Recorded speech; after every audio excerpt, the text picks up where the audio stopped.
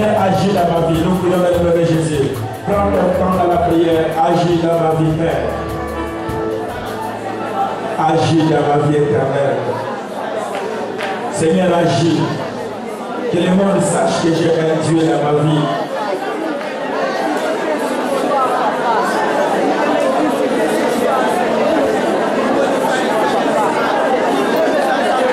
Prends vraiment le temps. Zambi, ça la prie ton Dieu dans le nom de Jésus.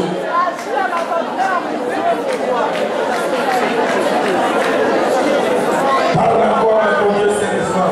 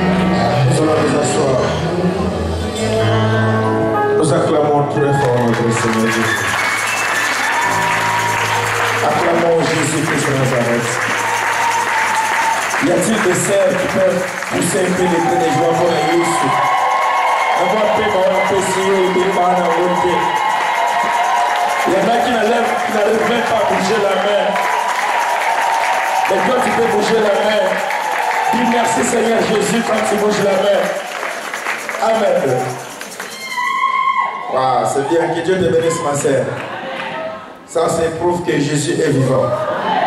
Ok, nous sommes en train de parler sur les réalités spirituelles. Nous sommes dans le livre d'Un Corinthiens, chapitre 12. Les réalités spirituelles. Nous avions dit ceci. De même, nous avons le physique. Nous avions aussi les spirituels. Dieu, avant de créer toutes choses, il a commencé d'abord à concevoir dans son esprit. Nous avions dit que l'homme est l'expression, l'homme était l'expression de la pensée de Dieu. L'homme a déjà existé dans la pensée de Dieu. Dieu avait pensé qu'il devait créer un homme. Donc tel que moi et toi nous exprimons ce que Dieu avait pensé dès le commencement. Et cela s'est concrétisé maintenant à la création. Quand vous lisez la Bible, le livre de Genèse, vous allez voir, il y a d'abord commencé à ce que nous appelons l'avant-création. Et après, il y a une création. Faisons l'homme à notre image, faisons. Mais après, si vous lisez, on va voir l'Éternel Dieu créa l'homme de la poussière de la terre. Mais avant, il a dit, faisons l'homme, qu'il soit notre ressemblance. Là, c'était l'avant-création. C'était ce qui était déjà dans la pensée de Dieu. Mais la concrétisation, c'est quand maintenant Dieu a pris la poussière de la terre, il a façonné, là il a créé l'homme. Là, ça devient maintenant physique. Mais si le plan spirituel, l'homme avait déjà existé. Donc, tel que nous sommes là, bien aimés le Seigneur, nous avons la partie physique, nous avons aussi la partie spirituelle. Tu ne peux pas voir quelque chose dans ta vie si cela n'a pas d'abord commencé sur le plan spirituel. Alors, si nous négligeons ces choses, nous sommes dans 1 Corinthiens chapitre 12. 1 Corinthiens chapitre 12, nous avions lu avec ceux qui sont avec nous. Ceux qui étaient avec nous le mercredi et le jeudi, on a lu avec eux. En ce qui concerne les réalités spirituelles, je ne veux pas, frères et sœurs, que vous soyez dans l'ignorance.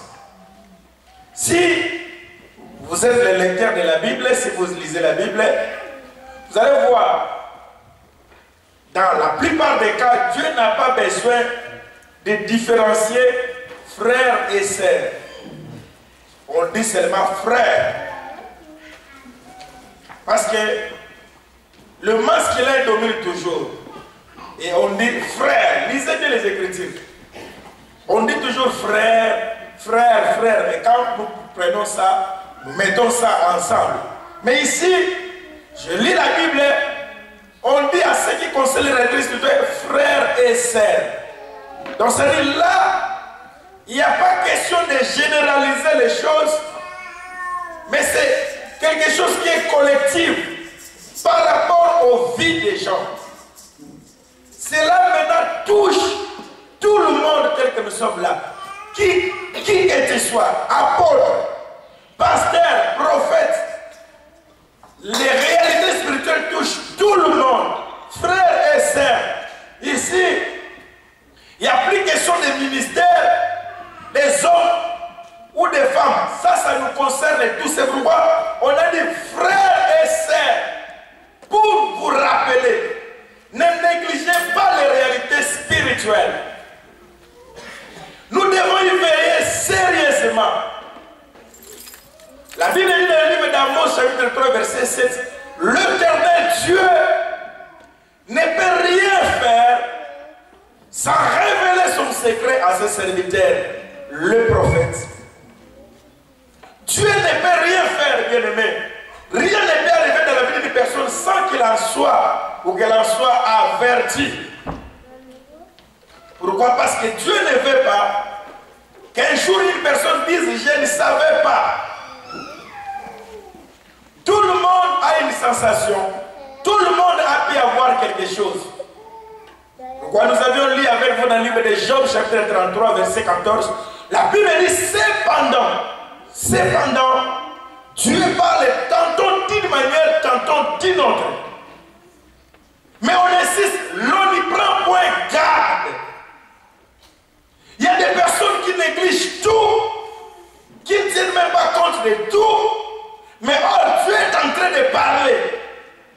C'est pourquoi nous avons dit un enfant de Dieu doit obligatoirement demander à Dieu d'avoir la sensibilité spirituelle. Parce que ce n'est pas normal, mon frère, ma soeur, que tu dormes la nuit et que tu n'arrives pas à retenir ce que tu as vu. Et tu dis aux gens, j'ai vu beaucoup de choses mais je n'ai pas saisi. C'est comme si tu chantais. Ce n'est pas normal. La Bible dit, Dieu parle par des songes, il met les sceaux. Quand on dit les sceaux, Dieu dit là. Tu dois vérifier. C'est pourquoi vous allez voir les sons de la Bible. Le roi Nebuchadnezzar, le pharaon, dans le temps de Joseph, dans le temps de Daniel, ils n'ont pas négligé les songes.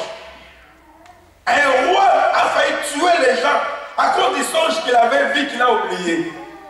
Mais la Bible dit, mais les païens, bien-aimés, qui ne prient pas, les personnes qui n'avaient pas la loi de Dieu, il était entouré de magiciens. Mais quand il s'agit de son rêve, il a dit, mon rêve doit sortir. S'il n'y a pas mon rêve, vous allez mourir. Et toi, tu es là, tu dors, tu avec joie, tu dis aux gens, tu manges. Si c'est les grèves ou quoi, tu dis, je ne rêve pas. Mais ce n'est pas normal, bien-aimé.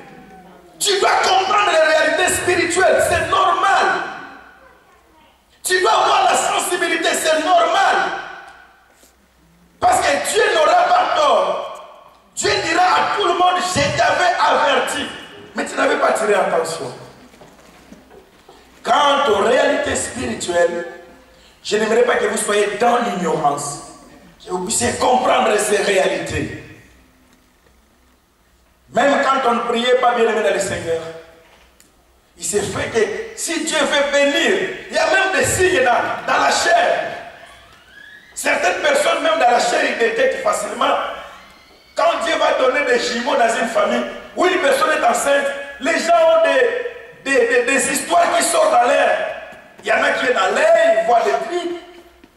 Ils disent, je sens qu'il y a quelqu'un dans la famille qui est déjà enceinte. Vous voyez, même il y a des choses comme ça de réalité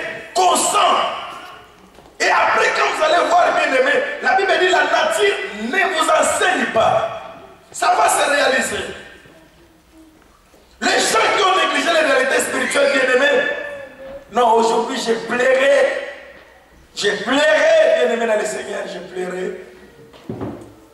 J'ai vu une femme qui venait avec son bâton, avec son enfant. Je pense qu'elle a été chercher son enfant à l'école, sa fille. Elle avait la paralysie, elle bougeait, elle a failli tomber. Son enfant portait le sac. J'ai vu la petite fillette qui ramassait les bâtons qu'il donnait à sa mère. Je pleurais les larmes ont coulé de mes yeux. Sans maîtriser les réalités spirituelles, bien aimées, il y a des personnes qui sont devenues des paralytiques. Il y a des femmes qui étaient des jeunes qui sont devenues des vieilles. Il y a des personnes, bien aimées dans le Seigneur, qui avaient un bon corps. Ils ont eu des déformations parce qu'ils n'ont pas saisi les réalités spirituelles. Rien ne peut arriver sans qu'on en soit averti. J'avais mon pasteur qui a vécu un scandale dans sa vie, qui a été humilié à un niveau impossible d'être. Un jour, il me dit, ah Yohan, tu sais toutes ces choses qui sont arrivées à ma vie. Des fois, je me voyais ni. Je viens à l'église comme ça, j'entre ni. Or, c'était Dieu me prévenait déjà. La honte que j'allais avoir. Je dormais, je me réveillais, je me vois ni devant l'église. Ah, je fouille. Mais je disais, oh, de toute façon, les choses, je continue à prêcher. Mais après, il a été humilié. Pourquoi? Parce qu'on a négligé les réalités spirituelles. Rien ne peut se passer dans ta vie. Aucune personne ne peut dire. Sans qu'il y ait eu un avertissement quelconque, sans qu'il y ait eu une sonnette dans l'âme. Dieu a toujours signalé aux gens que vous devez comprendre ces choses. Il y en a qui ont commencé à vivre ça depuis qu'ils avaient l'âge de 8 ans, 7 ans. Ils ont commencé à entendre des voix qu'ils ont négligées. Et après, c'est devenu grave. Il y a des personnes qui ont des situations, surtout les démons qu'on appelle des maris de nuit. Il y a des personnes qui ont commencé à vivre des choses. Ça commence par, tu vois les autres personnes qui font des bêtises, ou tu rêves, tu vois certaines sensations. Il y en a qui ont commencé à voir ça depuis 10 ans. Et aujourd'hui, elle a 40 ans, ou il a 40 ans. Vous voyez le niveau de ces démons, comment il a grandi. Et des personnes comme ça, nous sommes à l'église, bien aimés. Nous sommes en train de prier. C'est pourquoi nous avons des cas de frigidité à l'église. Nous avons des cas d'impuissance dans l'église. Des personnes vivent parce que ça a commencé à des réalités spirituelles qu'ils ont commencé à négliger. Et ça détruit, la Bible dit, et peut lever toute la pâte. Personnes qui ont négligé les réalités spirituelles, bien aimées. Il y en a, bien aimés, il y en a qui sont morts.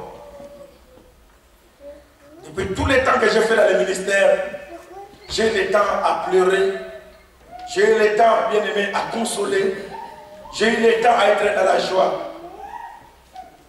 Je me rappelle des cas à pleurer. Je vois une sœur qui était métisse. Ils sont passés avec sa mère me voir. J'ai dit, venez, il faut qu'on prie. Elle parlait toujours, j'ai des mots de tête bizarres. C'est comme si il y a une personne qui me cogne un marteau. Personne ne comprenait, disait, je sens qu'on est en train de me cogner un marteau. Sa mère disait, non, toi aussi. Elle dit, on me tape un marteau. Je dis à cette femme, maman, amène ta fille. Viens comprendre. Elle dit, c'est le mot de tête, on va chercher, c'est la femme, c'est le corps. Mais après le lendemain, on m'appelle, mais elle est morte. Pourquoi? Mot de tête seulement, elle est partie. Il y a des réalités spirituelles que toi tu vis qu'aucune personne ne peut vivre. Et quand il s'agit de ta vie, tu n'as pas à écouter trop ce que les gens te disent. Parce que ce que je sens, ce n'est pas ce que tu sens. Alors quand je sens ces choses, ne m'expliquez pas parce que je le sens en moi. Il faut que je trouve une solution. Bien aimé, on a enterré cette sœur. Quand tu regardes une femme, bien aimée, avec toute sa santé, seulement mot de tête, et santé des personnes qui cognaient. Mais la maman disait non, ça va aller, on met de l'eau. Ce n'est pas une question de mettre de l'eau sur la tête, c'est un problème qui est spirituel. Il dit, je sens des personnes qui me cognent des histoires. Ce sont des réalités spirituelles que nous ne devons pas négliger. On a perdu des gens bien aimés, on a pleuré, on a été dans les dés, j'ai regardé cette fille partir, et aujourd'hui elle n'est plus. Dans les réalités spirituelles, comme je disais, j'ai vu des grands pasteurs, des hommes de Dieu qui ont les lèvres à gauche. Je vis, bien aimé, des grandes servantes de Dieu. Des grandes servantes de Dieu qui sont déformées. Pourquoi? Parce qu'il y avait des choses, des problèmes spirituels que Dieu parlait, Dieu montrait, ça venait des gens, Dieu leur parlait à eux-mêmes. Ils n'avaient pas tiré attention à ces choses. C'est pourquoi, bien aimé, ça m'a fait très mal. Je vous ai dit, écrivez-moi ces réalités. Vous qui vivez ces choses, amenez-moi. Parce que la négligence a fait qu'on puisse perdre beaucoup de personnes. Avec ce que nous voyons, la Bible dit dans le livre des Corinthiens, toutes ces choses sont arrivées pour nous donner l'instruction. Tous les jours, je prends mon temps de prier pour mon corps. J'ai des personnes qui ont des cœurs lâchés. J'ai des personnes qui ont des têtes. Je prends le temps, je dis. Je me rappelle un pasteur, j'avais tiré une leçon. Il avait une voiture, Mazda Mitsubishi. Il avait acheté depuis 1998. Mais jusqu'aujourd'hui, si vous regardez cette voiture, elle est encore neuve. 98. Il m'a dit, qu'est-ce que tu fais chaque matin quand je sors? Je fais le tour de cette voiture, je dis Seigneur, je fais ma prière. Et si une voiture qui est une histoire matérielle, à combien plus forte raison nous pouvons faire aussi la ronde de nos vies? La Bible dit, les bontés de l'éternel ne sont pas épuisées. Voici ce que je vais repasser dans mon cœur. Chaque matin, je dois repasser cela dans mon cœur. Que ces bontés ne sont pas épuisées et ces compassions ne sont pas à leur terme. Je dois les repasser. Il dit chaque matin, je dois y veiller pour repasser. Et pourquoi nous ne devons pas, bien aimés, avoir le temps de veiller sur nos vies? Quand il s'agit des réalités spirituelles, je ne vais pas, bien aimer, dans le Seigneur qui fait dans l'ignorance. Et le verset 3 dit c'est pourquoi. Il dit ceci dans le verset 2, vous savez comment, lorsque vous étiez païen. Là, je commence à voir, maintenant, lorsque j'étais païen, parce que c'est ma vie qui est concernée, lorsque je ne connaissais pas encore Dieu, qu'est-ce qui s'était passé dans ma vie? Parce que la Bible dit, ne vous y trompez pas, ce que l'homme aura semé, il le moissonnera. Il a semé, il moissonnera, c'est au futur. On parle d'un futur. D'un futur bien aimé dans le Seigneur. Il y a des personnes, excusez-moi, je dois vous dire ces choses bien aimées. Il y a des personnes qui sont devenues des hommes sans force. Pourquoi? Ça avait commencé depuis longtemps, mais il avait négligé. J'avais commencé à faire des petites faiblesses. J'avais commencé à voir ça, mais il a négligé ces choses. Or, bien aimé dans le Seigneur, si Dieu dit un peu de levain, il faut la petite chose que tu vois, ne laisse pas passer la chose là. Prends ton temps, dis non, ça c'est pas normal. On a perdu des personnes dans la famille par telle maladie. Il y a telle chose qui était arrivée à ma mère. Je commence à voir de telles réalités dans ma vie. Il y a telle situation. Quand il s'agit maintenant de ma vie, maintenant, ma mère ne connaissait pas Dieu. Mon père ne connaissait pas Dieu. Mais moi, je connais Dieu. La Bible dit, Dieu nous met les sorts à l'instruction pour avertir l'homme du danger. Je ne sais pas, vous lisez votre Bible. Il met les sorts pour avertir l'homme du danger, du châtiment, de la chose qui va arriver dans sa vie. Qu'est-ce que tu vis? Qu'est-ce que tu vois? Il y a des personnes qui ont des blocages dans leur vie. Ça veut bien aimer. Il y a certaines personnes, vous marchez comme ça, il n'y a rien.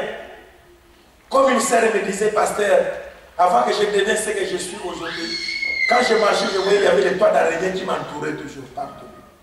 Je me demandais ce que vous voyez ça. J'enlevais, je fais comme ça, je ne vois rien. Mais je sens qu'il y a des toiles qui tournent tout autour de moi. Regarde ce que je suis devenu aujourd'hui. Sa peau, c'est comme si une personne qu'on a jeté de l'eau chaude sur son visage. Elle est devenue vieille. Or, elle était déjà avertie par rapport à ces choses. Alors, nous allons lire ensemble avec vous.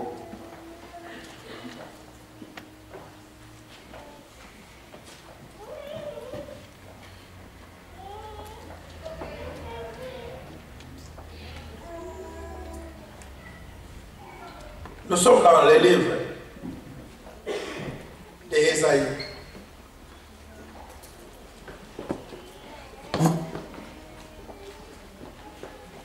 Ésaïe chapitre 52.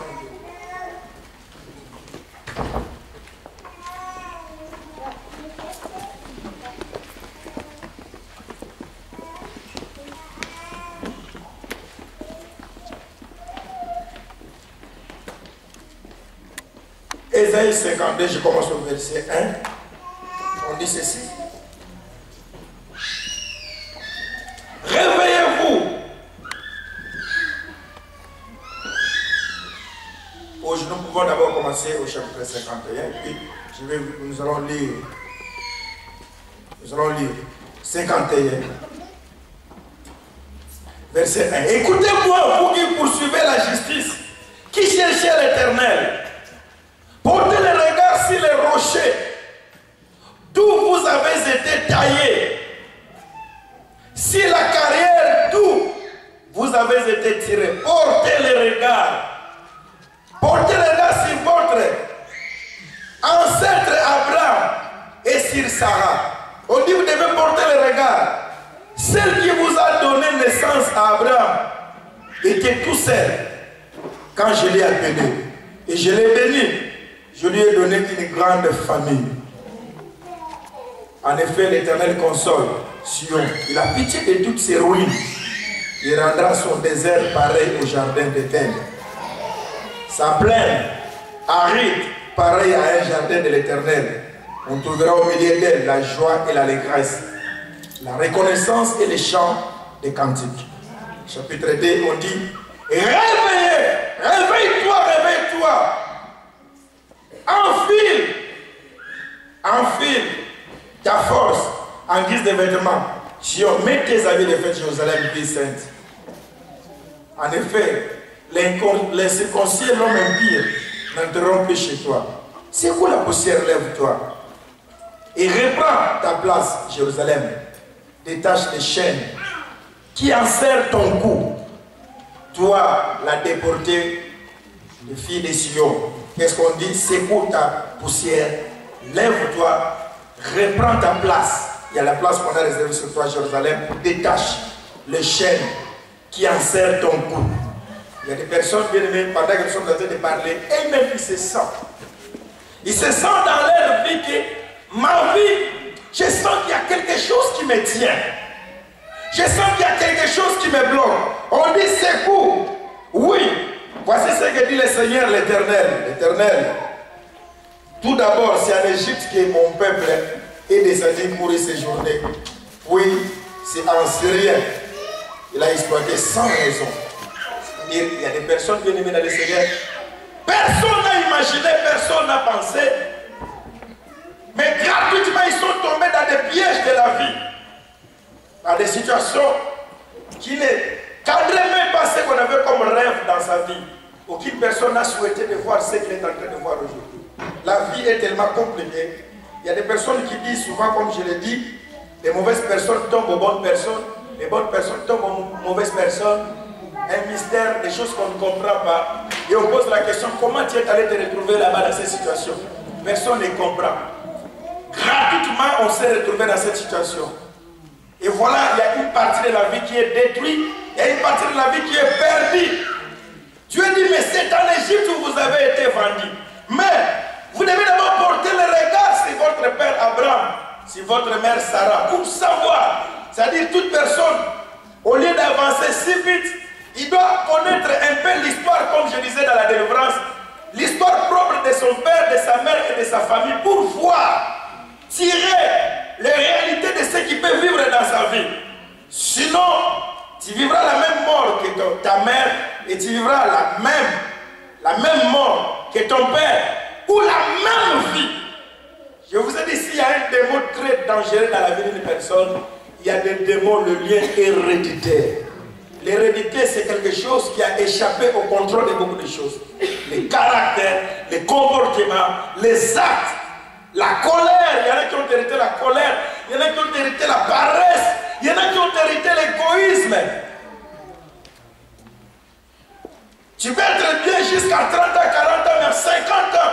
Tu seras rattrapé par la chose que tu as vécue. C'est pourquoi vous devez faire quoi? Portez le regard vers Abraham qui est votre père. Là, nous sommes encore dans la chair. Je porte le regard. Quelle était la vie de ma mère? Parce que vous négligez trop, bien aimé. Parce qu'aujourd'hui, tu es bien. On prie un jour à l'église. L'homme de Dieu dit, nous allons prier pour tel cas. Nous devons chasser les maladies. On doit prier. Chassons l'esprit des morts. Je me rappelle, on était à Bruxelles. Il y a un frère qui était là. Pendant qu'on donnait les invitations de prière, lui, il blaguait, il parlait à sa mère, comme il venait, un gros monsieur, mais qui est comme un bébé, toujours attaché à sa mère. Même à l'église, on prie, il parle avec sa mère. Vous savez, le passage Jean-Jacques aussi, comme il aime parler. Frère, toi, on prie, hein? Alléluia. Pour lui, il n'y avait rien. Mais c'était un frère qui conduisait des grands camions. On a prié les jeudis. On nous appelle les dimanches qu'il est mort. Il s'est renversé avec les grands camions. Tout le monde s'est rappelé comment le pasteur insistait, frère. Donc pendant, c'est ça ce qu'on dit, les réalités spirituelles. Il y a des choses qu'on ne peut pas. Comment il y a tout le monde, mais le pasteur peut seulement s'adresser à moi. Des fois on s'énerve, on se fâche. Mais le pasteur n'est pas fou. Quand il est devant, la Bible dit même, il y a un principauté dans le temps qui parlait. La Bible dit, il disait de cela parce qu'il était souverain sacrificateur. Il croyait qu'il disait ce qu'il parlait. Il parlait, il faut qu'un homme meure pour que le monde soit sauvé. Mais lui-même, il ne savait pas ce qu'il disait.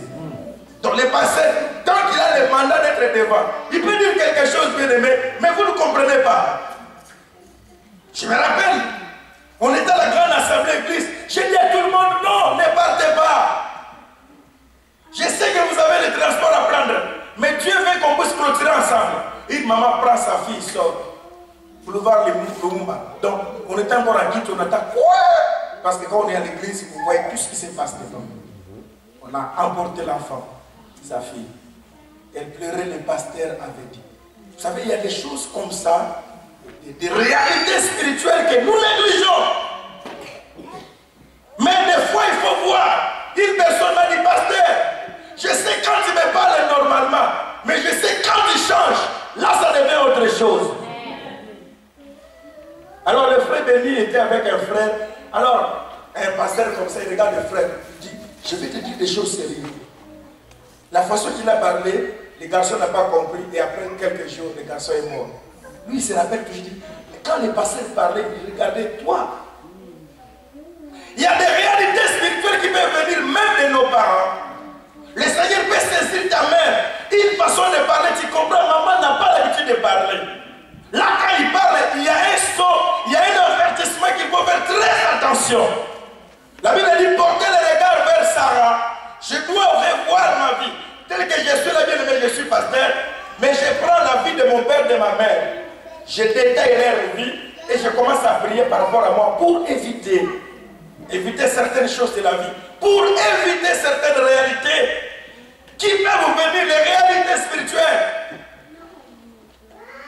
Et bien aimé dans le Seigneur, Dieu fait grâce à des enfants, mais les enfants ne parlent pas. Il en souffre de la prière. Pourquoi mes enfants n'ont pas, ils n'ont pas le langage? Pourquoi ils ne parlent pas? Avec insistance dans la prière, tellement quand elle grandissait, elle habitait chez son oncle, le fait qu'ils étaient trop attachés à sa tante, elle a même hérité. Vous savez, on peut hériter même le fait d'être avec une personne. Alléluia. Il est vivant. Il est ressuscité. Réalité spirituelle. Ce sont des choses bien aimées que nous devons faire très attention, que nous devons saisir.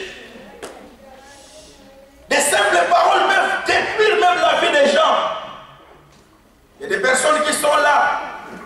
Mais il y avait l'amour tellement avec une ex ou un ex. Il y en a, on a dit, toi, même si tu vas te marier, même si tu vas où, tu seras toujours ma femme. Ce sont des choses qu'on ne peut pas négliger dans la vie. Qu'il faut avoir le temps de parler et de prier. Je me rappelle d'un frère qui est resté longtemps chez la famille de sa femme. Et, vous savez, Dieu avait fait grâce que la femme est venue avant l'Europe. Lui, il est resté. C'est un homme qui aimait sa femme. Mais après, quand la femme est venue ici, elle a déconné, elle a trouvé notre mari. Lui aussi, bien aimé, tellement la maman, non. La maman de son mari l'aimait tellement. Il a dit, maman, je t'aime. C'est toi que je voulais que tu restes le mari de ma fille. Mais, après quand il s'est marié, vous savez, cette maman-là va la voir toujours là où elle est. Il dit, toi, tu es toujours notre mari. La maman la pique des crises de jalousie avec la femme qu'elle a épousée. Alléluia. Il est vivant. Mais ta fille là-bas, elle est mariée. Elle fait des problèmes sérieux. Et après 2 mois, cette femme est morte. Elle dit, qu'est-ce que je t'avais dit? C'est toi qui es toujours notre mari. Alléluia. Lui aussi, tellement qu'il s'était attaché, malgré qu'il est marié, c'est une histoire qui est passée. Oh, le mal est fort de mon négocier quand même. Quel bon négocier qui reste? Il y a les bons négociers qui le peuvent voir. Alléluia. Il va laisser sa femme. Il va manger cette maman. Donc il est resté avec le goût de cette maman. Mais la femme est partie. Mais le jour que Dieu lui a montré. Alléluia. Alléluia. Il est vivant. Mais c'est après qu'il a dit, si je pouvais comprendre tous ces signes, parce que ce n'était pas normal. On s'est déjà séparé avec sa fille, mais moi j'aimais toujours manger la nourriture. Quand j'amenais sa nourriture, ma femme prenait la nourriture, on discutait. Moi je disais toujours ça toujours avec cette maman. Elle est restée ma maman. Mais elle est restée ta maman, elle ne m'aime pas. Elle ne m'aime pas. Parce que l'homme, c'est l'homme qui doit garder, protéger la femme. Parce que l'homme a ouvert la porte, cette femme qui était dans l'éternel a tué cette femme. C'est après qu'il a regretté, il a dit, si je pouvais comprendre tout ce qu'il me disait. Quand on est ensemble, il disait, cette femme n'était convaincue, mais pourtant cette fille ne m'avait rien fait. Vous voyez bien, vous avez été bandit gratuitement. Alors maintenant, il s'est fait que mon frère, ma soeur, tu es avec nous, tu épouses un homme qui est comme ça. Est-ce qu'on peut dire Amen? Tu épouses un homme qui est comme ça, attaché à une maman déjà, qui dit notre maman du quartier. Ma soeur, si tu ne fais pas attention, maman n'a pas dit vous fera comme ça. Ça, ce sont des réalités spirituelles qu'il faut se lever dans la prière. Dire non, ce n'est pas possible. Alléluia. Vous savez, ses frères, jusqu'aujourd'hui, quand je suis allé la fois passée là, c'est là où il est venu me voir. Je lui ai dit à combien d'enfants? Il n'a pas d'enfant. Alléluia. C'est cette femme qui est collée. Une femme de lui terrible. Il a dit, si je pouvais voir, il y avait des signes que je voyais. Je voyais des choses, si je pouvais comprendre. L'homme se réveille toujours trop tard. Oh, Dieu avait déjà parlé. À l'église, bien aimé, il y a les 7 sauts. À l'église, bien aimé, il y a les tonnerres. À l'église, il y a des révélations. Mais à l'église, il y a la vie pratique. La vie pratique, c'est ce que tu vis. On peut venir à l'église, je vous prêche les révélations, dites Amen. Mais la nuit, tu dors, tu vois des choses bizarres. Ça n'a rien à voir avec avancer. Ça n'a rien à voir parce que avancer, révélation de cette somme, quand on a toujours nuit, il y a toujours un homme qui se met. Mais qu'est-ce que ça a à voir avec les 7 sauts? Il y a une personne nuit qui se tient toujours devant moi. Frère, parlez, c'est la révélation. Mais la révélation, ce que je vis, c'est autre. C'est la révélation, c'est ce que je vis. Chaque nuit, je me vois en train de manger. Tous les jours, manger. Alléluia. Alléluia. Regarde, une maman, quand vous regardez sa bouche, talent ne peut pas être toujours gonflé. Pourquoi? Parce que la nuit, elle voyait qu'elle mangeait. Elle voyait que quand elle mangeait, elle avait la nourriture pleine. Il s'est réveillé, elle blaguait. Il disait, mais pasteur, moi quand je dors, moi je ne sais pas dormir. Après, regardez, on a regardé, quand elle passe les gens, quand elle parle, les gens sentent l'odeur. Ça ne donne pas bien. C'est la nourriture, je dis, tiens, la nourriture pourrie dans la bouche. Alléluia.